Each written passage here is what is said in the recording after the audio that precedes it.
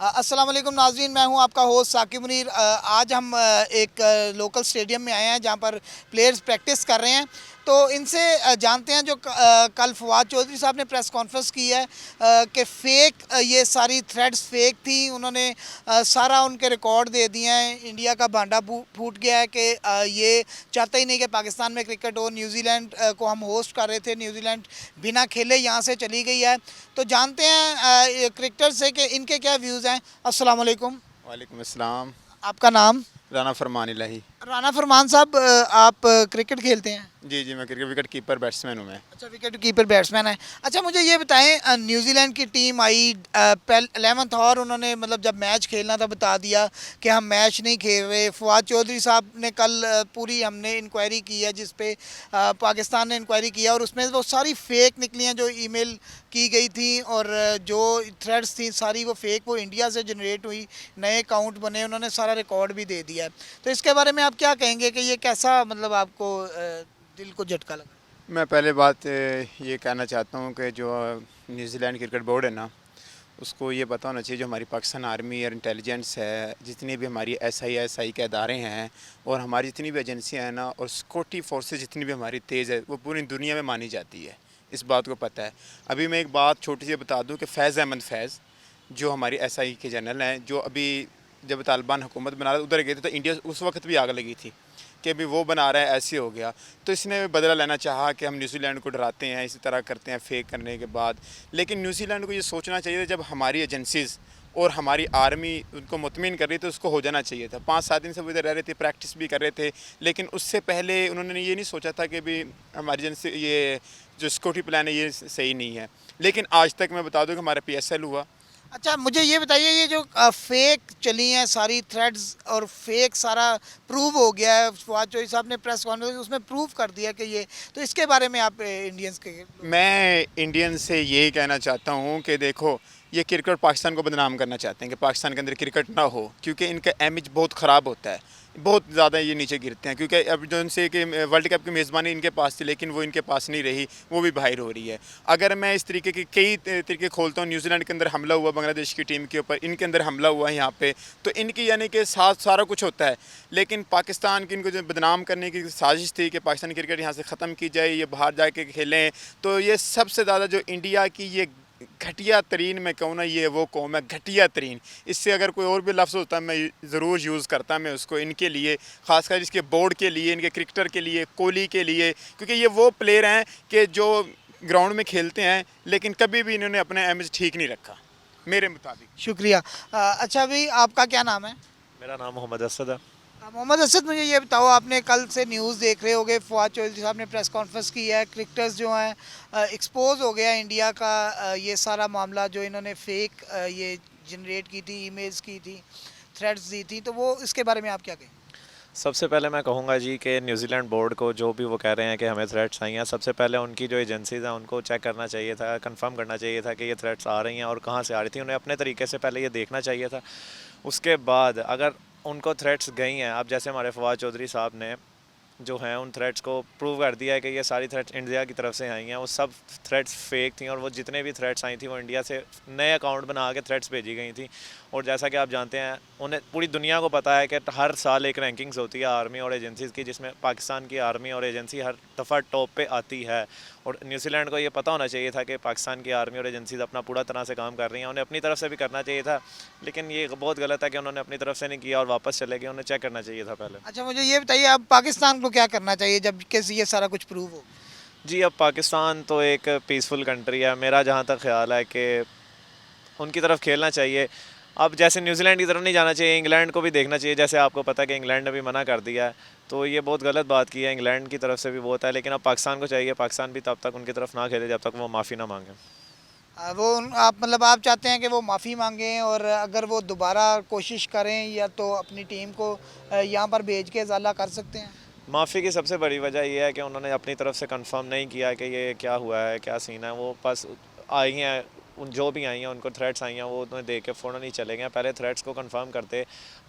उनको न्यूजीलैंड की टीम को पहले तो माफ़ी मांगनी चाहिए, वरना पाकिस्तान को कभी उनकी तरफ नहीं खेलना चाहिए। मेरा ख्याल है कि इस बात से ज़्यादा हो सकता है कि वो न्यूजीलैंड की टीम वापस आए और पाकिस्तान की तरफ क्रिकेट खेले। अच्छा जी, मुझे ये बताइएगा, दोबारा आपकी तरफ आते हैं, मुझे ये बताइएगा कि पाकिस्तान को अब क्या करना चाहिए जब ये सारा कुछ प्रूव हो गया है।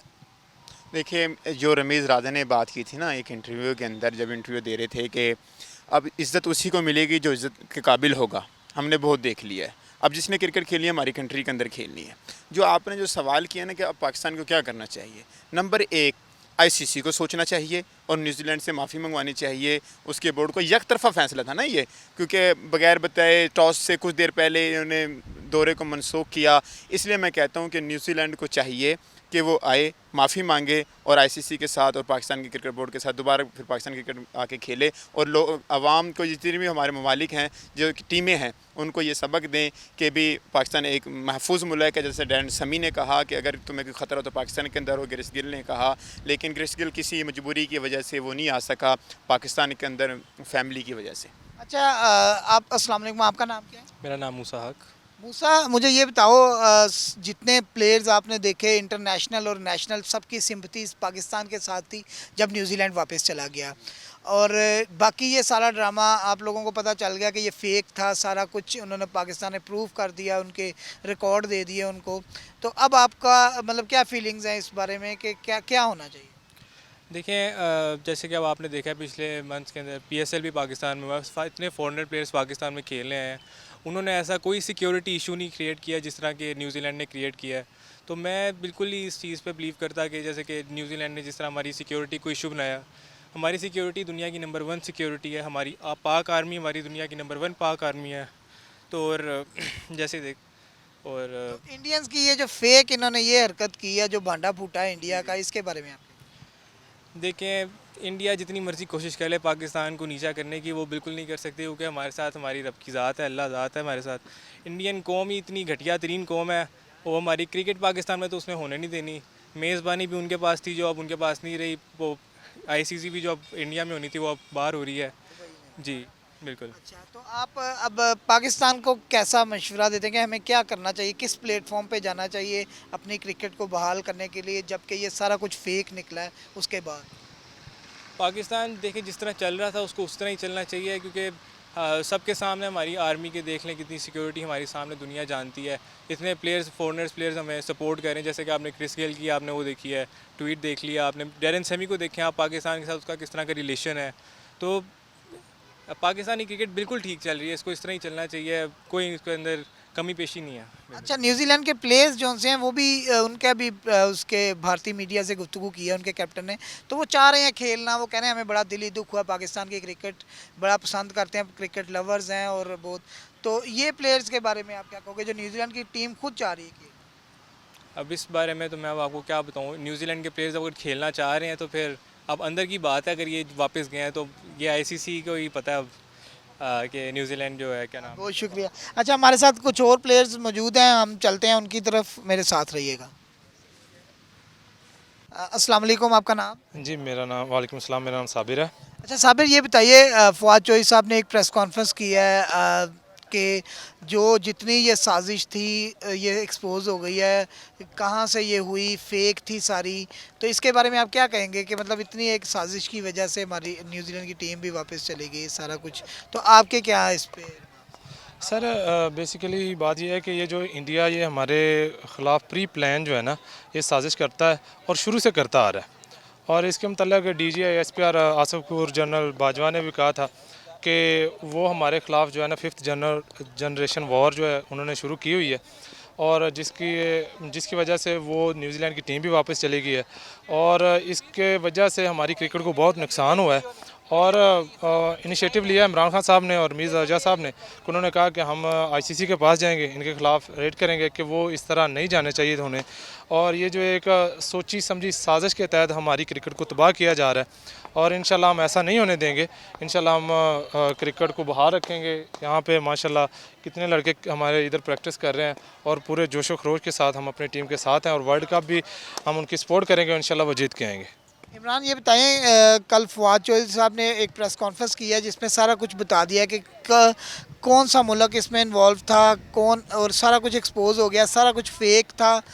ये इसी महीने में ये सारा कुछ ईमेल आईडी बने हैं और उसी पे सारा कुछ हुआ है। तो आपका क्या व्यूज़ हैं कि न्यूजीलैंड भी वापस चली गई इस वजह से, तो कौन मतलब इसका दोषी है? जी बिल्कुल सर, ऐसे ही है। इसमें जो है ना हाथ वो इंडिया का लग रहा है, क्योंकि इंडिया का वो लड़का है हमजा जिसका नाम है। तो न्यूजीलैंड भी चली गई है। अब जो पीसीबी ने फ़ैसला किया ना, बहुत अच्छा फ़ैसला किया है। जो हमारे साथ खेलेगा हम भी उनके साथ ही खेलेंगे।